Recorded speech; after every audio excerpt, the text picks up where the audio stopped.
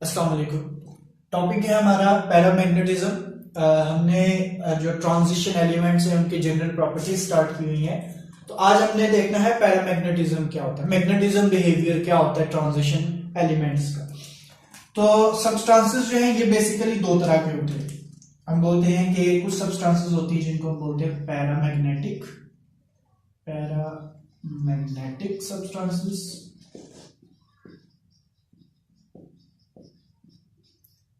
Substances और दूसरे होते हैं जिनको हम बोलते हैं डायमैग्नेटिक सब्सटेंसेस।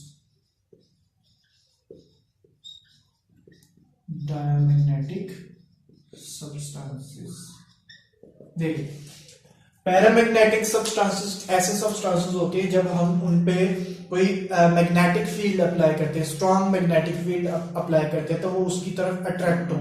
ठीक है, मतलब मकनातीस है तो कोई मेटल उस मकनातीस के करीब करे तो वो उसके साथ जो है ना वो अट्रैक्ट होती है। ठीक है, तो मतलब ऐसे substances which are attracted bye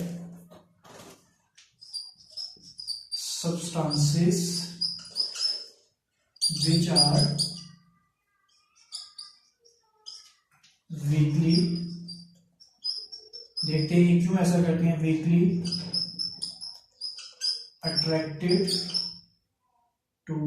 attracted by strong magnetic field। ठीक है, तो ऐसे सब्सटेंसेस जो कि वीकली अट्रैक्ट होते हैं टूवर्ड्स स्ट्रॉन्ग मैग्नेटिक फील्ड। तो ये बात जो है ना इसमें इंपॉर्टेंट है, अट्रैक्ट होते हैं मैग्नेटिक फील्ड की तरफ। जबकि डायमैग्नेटिक सब्सटेंसेस हम कहते हैं ऐसे सब्सटेंसेस हैं जो कि रिपेल होते हैं। Substances which are repelled by the magnetic field।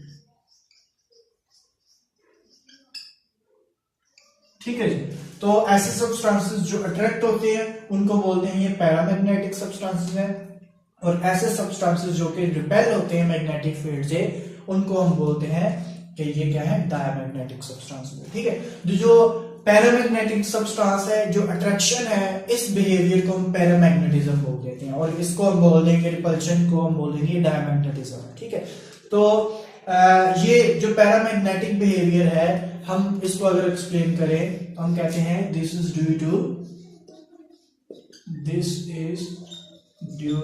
Unpaired electrons. ठीक है, इसको मैं जरा समझा दूं फिर इसको लिखता भी हूं। किसी भी कंपाउंड में अगर अनपेयर्ड इलेक्ट्रॉन्स मौजूद है ना, किसी भी एटम में किसी भी एलिमेंट में अनपेयर्ड इलेक्ट्रॉन्स मौजूद है तो वो जो उसको हम बोलते हैं मैग्नेटिक फील्ड की तरफ अट्रैक्ट होगा।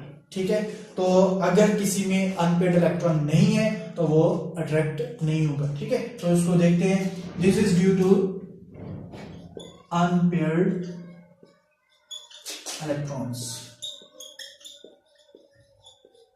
in the substance। अच्छा, और जब किसी सब्सटेंस में रिपेल होता है, डायमैग्नेटिक सब्सटेंसेस हम बोलते हैं कि वो जो रिपेल होते हैं तो ये होता है कि जब इलेक्ट्रॉन जो है वो पेयर अप होना शुरू हो जाए। ठीक है, वो मैं आपको उसमें भी समझाता हूं कि अगर अनपेयर्ड इलेक्ट्रॉन जो है वो नहीं है तो वो डायमैग्नेटिक होगा।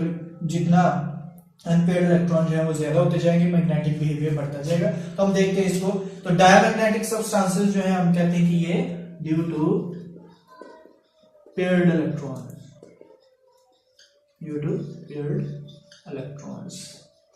तो इलेक्ट्रॉन जब पेयर्ड हो जाते हैं तो तब उस वजह से जो है वो डायमैग्नेटिक बिहेवियर शो करता है। अगर हम किसी भी ट्रांजिशन सीरीज में बात करें तो हम कहते हैं कि जो नंबर ऑफ अनपेयर्ड इलेक्ट्रॉन है वो क्या होते हैं, पहले इंक्रीज होते हैं अनपेयर्ड इलेक्ट्रॉन और उसके बाद वो डिक्रीज होना शुरू हो जाते हैं। इसी तरह फर्स्ट ट्रांजिशन सीरीज में अगर देखें तो स्कैंडियम +3 की फॉर्म में होता है, तो इसमें अनपेयर्ड इलेक्ट्रॉन कोई नहीं होता।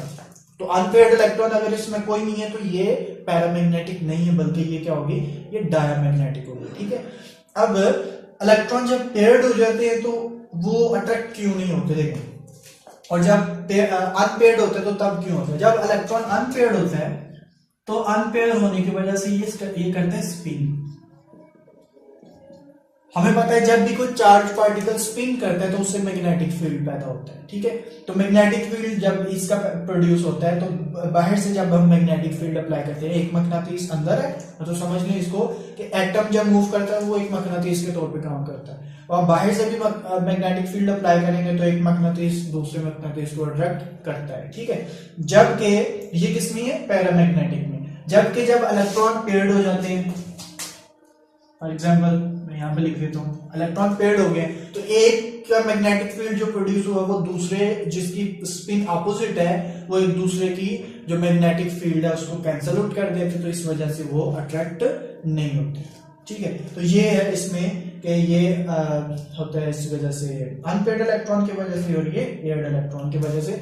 तो स्कैंडियम में 0 है, टाइटेनियम में है तो अनपेयर्ड इलेक्ट्रॉन +3 की फॉर्म में एक अनपेयर्ड इलेक्ट्रॉन है। तो अब इसके बाद है आगे 2, 3, जब मैंगनीज में जो है वो 4 है, जबकि मैंगनीज +2 की फॉर्म में और आयरन +3 की फॉर्म में जो नंबर ऑफ अनपेयर्ड इलेक्ट्रॉन होते हैं इसमें 5 होते हैं। मैक्सिमम जो number of unpaired electron D में हो सकते हैं वो 5 हो सकते हैं, क्योंकि हमें पता है डी में टोटल इलेक्ट्रॉन 10 हो सकते हैं, 5 ऑर्बिटल है उसके, तो 5 में 2-2 आते हैं। तो जब 5 इलेक्ट्रॉन होंगे तो सब में एक इलेक्ट्रॉन आ जाएगा, तो उसको हम बोल देंगे कि क्या है कि इसमें मैक्सिमम जो है वो अनपेयर्ड इलेक्ट्रॉन्स आ गए। तो इसलिए हम बोलते हैं कि सबसे ज्यादा जो पैरामैग्नेटिक सब्सटेंस है वो मैंगनीज +2 और आयरन +3 फेरिक जो है फेरिक आयन है वो सबसे ज्यादा पैरामैग्नेटिक बिहेवियर शो करता है, ठीक है। अगर हम इसको ग्राफ में शो करना चाहें तो हम इसका ग्राफ भी बना सकते हैं। चलिए इधर बना लेते हैं इसका ग्राफ।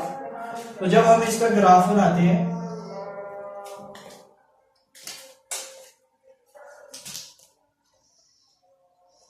तो ग्राफ आपको कुछ इस तरह नजर आएगा। इस टॉप पे Fe+3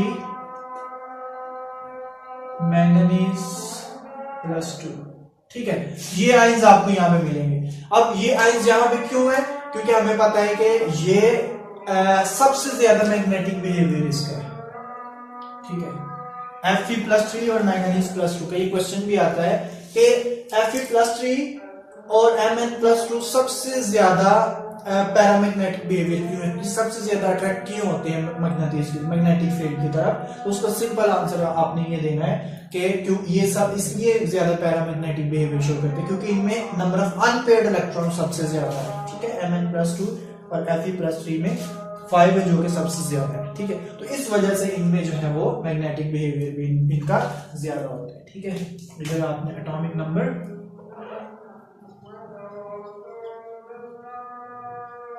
ठीक है, और यहाँ पे इनका जो है वो पैरामैग्नेटिक बिहेवियर। तो इस तरह जो है ना हमें मैंगनीज और फेरिक आयन से पहले भी जितने एलिमेंट्स हैं, ठीक है, इनसे पहले ऊपर ये जो है ये इनका भी मैग्नेटिज्म बिहेवियर पैरामैग्नेटिक बिहेवियर कम है और इनके बाद वालों का भी कम है, ठीक है, ग्राफ से हमें नजर आ रहा है, ठीक है। तो ये है इसका पैरामैग्नेटिज्म। अगर आपका कोई क्वेश्चन है तो आप पूछ सकते हैं। अल्लाह हाफिज।